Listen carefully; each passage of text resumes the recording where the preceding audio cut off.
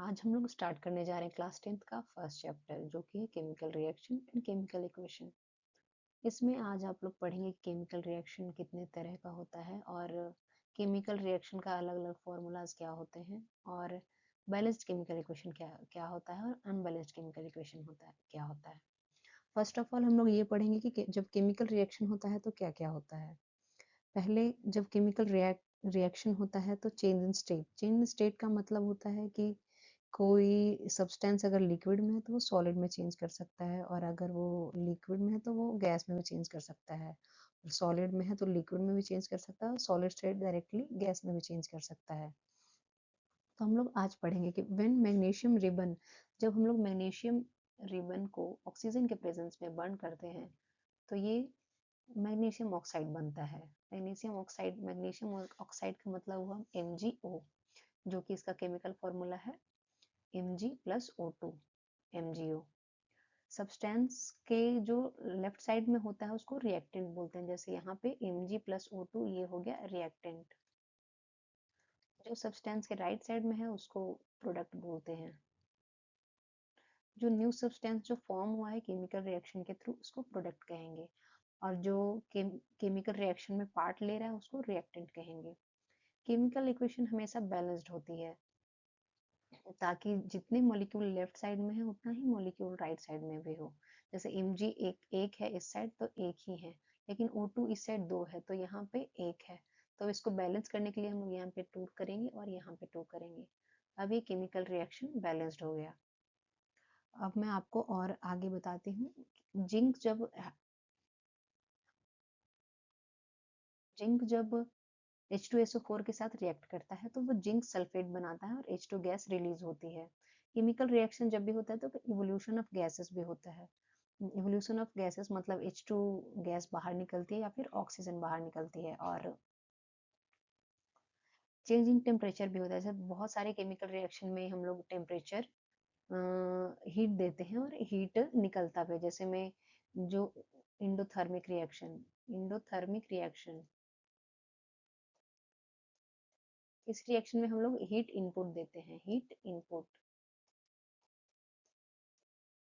और exothermic reaction में जो है वो हीट आउटपुट में निकलती है।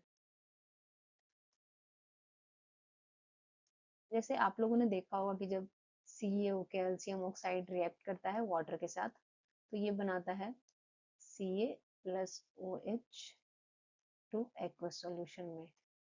ये रिएक्शन काफी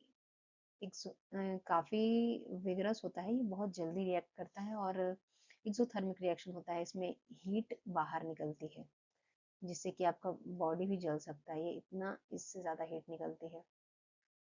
तो अब हम लोग बैलेंस्ड केमिकल इक्वेशन पढ़ेंगे। बैलेंस्ड केमिकल इक्वेशन में आपको बता दी कि लेफ्ट साइड और राइट साइड में मॉलिक्यूल्स का नंबर ऑफ मॉलिक्यूल सेम होने चाहिए। इसमें देखिए ये आयरन इस साइड एक है इस साइड 3 है और ये ऑक्सीजन ये 4 है इधर एक है। तो इसको बैलेंस करने के लिए हम लोग यहाँ पे 3 ऐड करेंगे।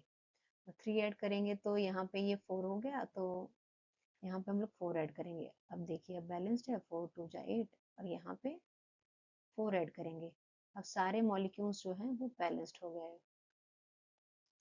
हम लोग इसके फॉर्मूलाज जो केमिकल है उसमें हम लोग कोई चेंज नहीं करेंगे। जैसे यहाँ पे O2 है इसमें हम लोग कोई भी चेंज नहीं करेंगे क्योंकि केमिकल फॉर्मूला है ऑक्सीजन का। हम लोग बस इसके आगे चेंज कर सकते हैं जिसमें ये हम लोग 1 2 3 4 कुछ भी ऐड कर सकते हैं उसको बैलेंस्ड करने के लिए। अब हम लोग चलते हैं नेक्स्ट स्लाइड पे।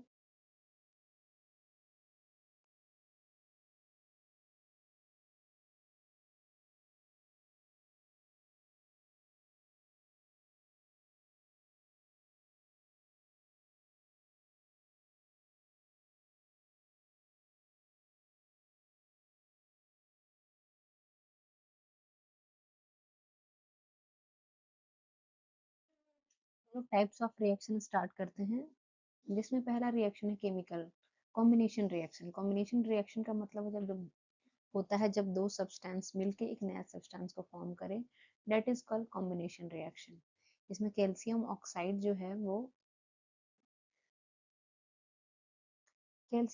जब वाटर के साथ रिएक्ट करता है तो वो बनाता है कैल्शियम सॉल्यूशन में जिसको बोलते हैं कैल्शियम ऑक्साइड की, और हीट रिलीज करता है बहुत हाई अमाउंट में। बर्निंग ऑफ कोल, जब कोल भी बर्न करता है कार्बन ऑक्सीजन के प्रेजेंस में तो कार्बन डाइऑक्साइड बनाता है। फॉर्मेशन ऑफ वाटर, जब वाटर भी फॉर्म होता है H2 प्लस O2 गैस, तो वो H2O होता है, वो वाटर बनता है। डिकम्पोजिशन रिएक्शन उसको बोलते हैं जब, डिकम्पोजिशन का मतलब होता है जब कोई एक सब्सटेंस डिकम्पोज हो कोई नया सब्सटेंस फॉर्म करने के लिए। FeSO4 जब डिकम्पोज होता है, हीट जब उसको हम लोग देते हैं तो वो डिकम्पोज होकर Fe2O3 बनाता है, फिर SO2 गैस रिलीज करता है और SO3 गैस रिलीज करता है। कैल्शियम कार्बोनेट जब हम लोग हीट देते हैं तो वो क्विकलाइम बनाता है और कैल्शियम कार्बोनेट बनाता है। PbNO3, लीड नाइट्रेट जब रिएक्ट करता है तो वो लीड ऑक्साइड बनाता है और NO2 गैस रिलीज करता है और O2 गैस रिलीज करता है। आई होप ये रिएक्शंस आप लोगों को समझ में आ रहे होंगे। कुछ रिएक्शंस इसमें बैलेंस नहीं है, वो आप खुद से ट्राई करें, और जो नहीं समझ आए तो आप कमेंट कर सकते हैं। डिस्प्लेसमेंट रिएक्शन किसको कहते हैं? डिस्प्लेसमेंट रिएक्शन जब highly reactive compound less reactive compound को डिस्प्लेस करते हैं उसको डिस्प्लेसमेंट रिएक्शन कहते हैं। जैसे इसमें फर्स्ट रिएक्शन में जिंक जो है वो कॉपर को रिप्लेस कर रहा है, यानी कि zinc is more reactive than copper, so zinc sulphate बना दिया और कॉपर सॉलिड हो गया। इसी में जब आयरन रिएक्ट करता है कॉपर सल्फेट के साथ तो आयरन सल्फेट बनाता है, कॉपर सॉलिड में रह जाता है। और लीड जब CuCl2 के साथ कॉपर क्लोराइड के साथ रिएक्ट करता है तो वो लीड क्लोराइड बनाता है, और Cu ऐसे ही अलग हो जाता है क्योंकि लीड है वो मोर रिएक्टिव है कॉपर से। डबल डिस्प्लेसमेंट रिएक्शन किसको कहते हैं? जब एक साथ दो डिस्प्लेसमेंट हो, जैसे Na जो है इसमें Cl2 को रिप्लेस करके NaCl बना देगी, और बेरियम क्लोराइड है उस वो बेरियम सल्फेट हो जाएगी बनके। इसमें से Na रिप्लेस हो रहा है, इसमें से Ba रिप्लेस हो रहा है, और ये एक नया कंपाउंड बना रहे हैं बेरियम सल्फेट, बेरियम सल्फेट, और ये हो गया सोडियम क्लोराइड।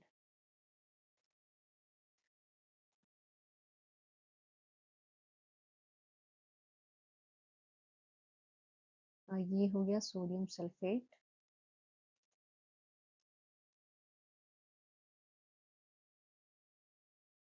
ये हो गया बेरियम क्लोराइड।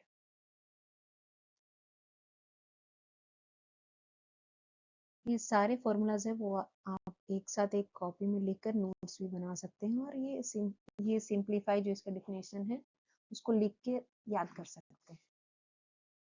ऑक्सीडेशन क्या होता है? ऑक्सीडेशन होता है जब ऑक्सीजन का गेन हो और हाइड्रोजन का लॉस हो, उसको ऑक्सीडेशन कहते हैं।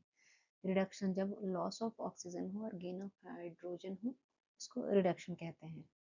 Copper oxide is losing oxygen, copper oxide जो इसमें है वो ऑक्सीजन को लूज कर रहा है तो उसको एंड बीइंग रिड्यूस्ड, और ये रिड्यूस हो रहा है, और इसमें हाइड्रोजन जो है वो ऑक्सीजन को गेन कर रहा है और ये ऑक्सीडाइज्ड हो रहा है।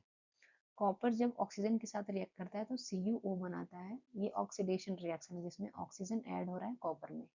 If a substance gain oxygen during reaction, it is said to be oxidized. If a substance loses oxygen during reaction, it is called reduced. And reduction क्या होता है? Loss of oxygen and gain of hydrogen. और oxidation और reaction अगर एक ही reaction में हो तो उसको redox reaction कहते हैं।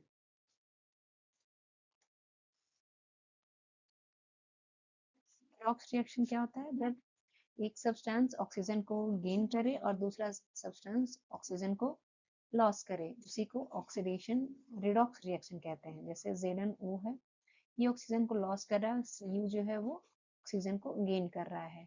MnO2 है तो ये मैग्नीशियम जो है वो ऑक्सीजन को लॉस कर रहा है, और H जो है वो ऑक्सीजन को गेन कर रहा है, और इसी को रिडॉक्स रिएक्शन कहते हैं। Thank you. कोरोजन क्या होता है? कोरोजन होता है जब एक कोई भी मेटल के ऊपर जब ऑक्सीडेशन होता है उसको कोरोजन बोलते हैं, स्पेशली आयरन के केस में। जब इसके ऊपर आपने देखा होगा कि एक ब्राउन कलर की लेयर आ जाती है और वे और वो लेयर इसको इसके स्ट्रेंथ को कम कर देती है और ये कोरोजन के कारण उसका वो जो आयरन का जो लेयर होता है वो बहुत ज़्यादा पतला भी हो जाता है और इसी को कोरोजन बोलते हैं। ब्राउन कलर की लेयर आ जाती है आयरन के ऊपर। सिल्वर में भी कोरोजन देखा गया है लेकिन ये बहुत लॉन्ग टर्म में होता है और ये ब्लैक हो जाता है। चांदी जो होता है वो ब्लैक हो जाता है जब उसमें कोरोजन होता है। कॉपर में आप लोगों ने देखा होगा कि ग्रीन होता है। जो कॉपर का जग होता है वो आप लोगों ने जनरली देखा होगा कि वो हल्का हल्का ग्रीन हो जाता है क्योंकि उसमें ऑक्सीडेशन होता है। क्योंकि ऑक्सीजन जो हमारे एटमॉस्फेयर में है वो हर एक मेटल के साथ रिएक्ट करता है और वो उसका ऑक्सीडाइज्ड करता है, ऑक्साइड बनाता है और उसका ऑक्सीडेशन करता है। रेंसिडिटी क्या होता है? जब कोई भी फूड को हम लोग एटमॉस्फेयर में रखते हैं तो वो ऑक्सीजन के साथ रिएक्ट करता है और ऑक्सीडेशन होता है उसका और ये फूड जो है उसका स्मेल और टेस्ट चेंज हो जाता है,